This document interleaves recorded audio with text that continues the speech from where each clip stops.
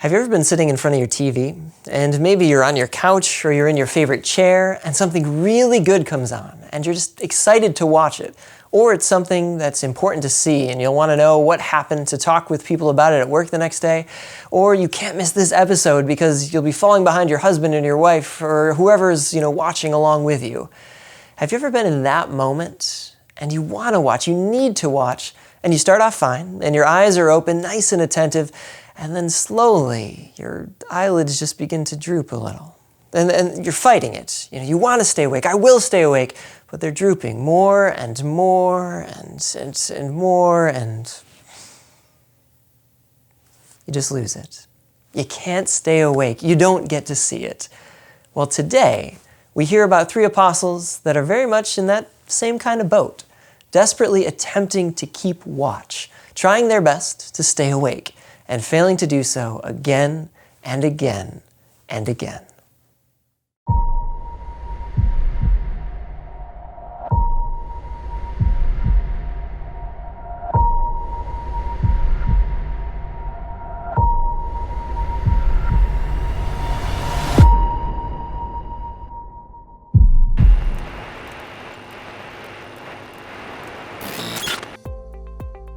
Those apostles were Peter, James, and John. And we hear in Mark's gospel that they, along with Jesus and the other apostles, were making their way up and over toward the Mount of Olives. And they stopped at Gethsemane, this garden right at the foot of that mount. Now, as they arrived, Jesus had most of the apostles just hang back. But he asked those three, Peter, James, and John, to stay close by, right there with him. The request he made, it was simple. Remain here and keep watch. But they struggled. Again and again they struggled, like we do sometimes, when it seems almost impossible to keep our eyes open or to keep our mind focused. Even when we want to, it can be tough. And maybe it's when you've had a long day or a long week or a long life, and you're just tired. Or maybe it's dark and it's too late and you really have little business being awake anyways. Whatever it is, sometimes we just fall asleep.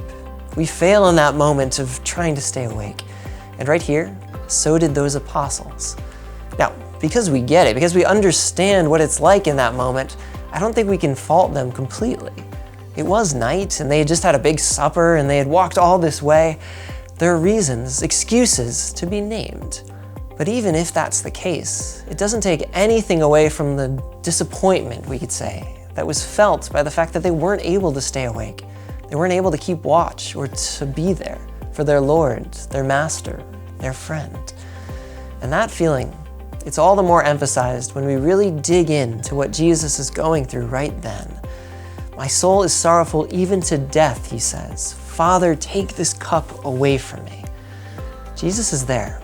He's in that garden, in this moment, this final moment, really, that we might say is this last moment of freedom or of choice. This moment in which he knew better than anyone the pains and the evils of the passion ahead of him. Now, he could technically have just walked away. He could theoretically have grabbed those apostles and said, come on, we're getting out of here. But because of how much he loved them, how much he loves you, he didn't do that. He didn't shy away. But instead, he accepted what needed to happen.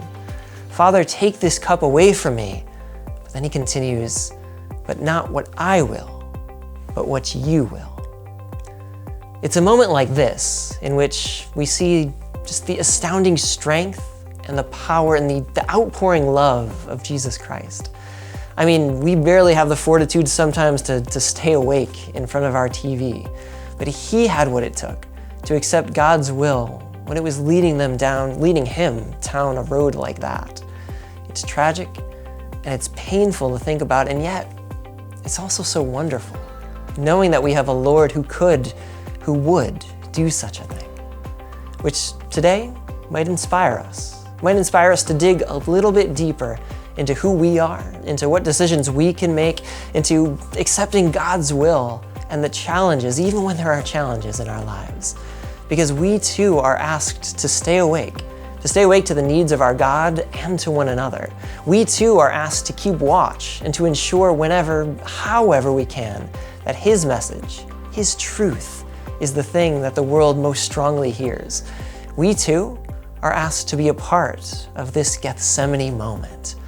It's not easy from either side. I mean, maybe you feel the tiredness of those apostles, wishing that you were able to stay more awake, more alert, more attuned to what Jesus has asked you to do.